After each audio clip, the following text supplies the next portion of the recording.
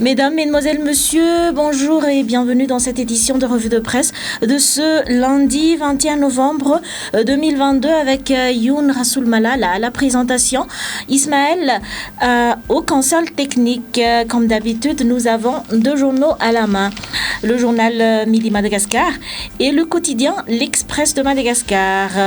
Commençons par la une des actualités du journal Midi Madagascar de ce jour. Concernant la Star Academy 2022, Anisha passe haut la main le cap des demi-finales. Les détails dans la page 9 du journal Midi Madagascar. Dans la rubrique politique maintenant, vie de parti, Norbert Lalaratiraoun quitte la direction de la vie. Une page de l'histoire est tournée, notamment celle du parti Asavitanoui Fantsarana. Pour la direction de son parti, Norbert Lalaratiraoun a décidé de passer le flambeau. Les détails dans la page 2. Toujours dans la partie politique présidentielle 2023, Raduel Raval Adz occupe le terrain. Depuis un certain temps, ces candidats lancent la redynamisation des bases de leurs partis respectifs. Vous verrez les détails de ces informations dans la page 3 du journal, toujours dans le journal Midi Madagascar. Passons maintenant dans la rubrique économique. LFI 2023, une hausse des salaires des fonctionnaires en vue. Les fonctionnaires peuvent se réjouir. Ils auront probablement droit à une hausse de salaire en 2023. Les informations dans la page 4 du journal Midi Madagascar. Toujours dans la rubrique économique, alternative au charbon de bois, les combustibles à base de balles de riz promus par les Japonais.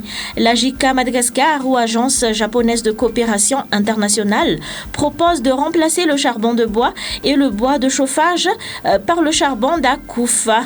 Une séance de démonstration avec la machine Grindmill se tiendra demain à Nkourndjanou.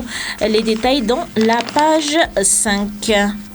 Société maintenant, protection de l'enfance, des droits encore bafoués, l'accès à l'éducation, à des services de soins de qualité ou encore une protection sociale complète et adéquate figurent parmi les droits dont certains enfants malgaches ne jouissent pas encore.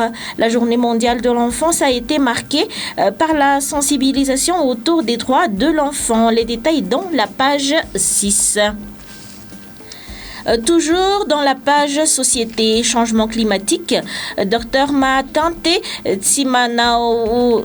Tsimanorati Pobert, Madagascar figure parmi les pays d'Afrique qui ont le plus de potentialité si l'on parle de carbone bleu. Madagascar ambitionne de devenir le pays modèle en matière de carbone bleu lors de son intervention au World Leaders Summit en marge de la COP27 à Sharm el-Sheikh et à Égypte. Le chef d'État a mis en avant l'étendue des ressources dont dispose la Grande Île. Pour ce faire, notamment, ses 5603 km de côte. Des propos recueillis par José Belalay dans la page 7 du journal Midi Madagascar. Continuons par le quotidien L'Express de Madagascar de ce jour. Toujours à la une, concernant la Star Academy, Anisha entretient le rêve. Le rêve continue pour Anisha, qualifiée pour la finale du concours Star Academy samedi.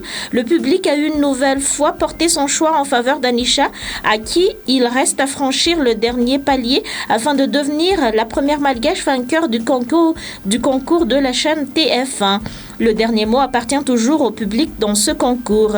La finale de samedi promet de grands suspens. Les détails dans la page 5 du journal L'Express de Madagascar. Toujours à la une, relance économique. Une série d'exonérations dans le projet de loi de finances. La présentation générale du projet de loi de finances 2023 se tiendra à l'Assemblée nationale demain. Le texte prévoit notamment des séries d'exonérations et d'exceptions fiscales pour encourager la relance économique. Les détails dans la page 3. Continuons dans la rubrique économique du journal L'Express de Madagascar. Électrification, le réseau a le vent en poupe. Les autorités, avec l'appui des partenaires techniques et financiers, prennent aujourd'hui le déploiement des systèmes décentralisés d'énergie renouvelable pour accélérer l'électrification du pays, notamment en milieu rural. Vous verrez les détails dans la page 7 du journal. Revenons à la une. Saison de pluie. Des riverains se préparent à la montée des eaux. Des habitants des zones inondables font le nécessaire pour affronter la prochaine saison des pluies. Ils espèrent rester dans leur foyer cette fois-ci. Vous verrez les détails de ces informations toujours dans la partie 8 du journal L'Express de Madagascar. Encore à la une, délestage à la Camisféno-Rive bouillonne. La zone ouest a été privée d'électricité durant plusieurs jours.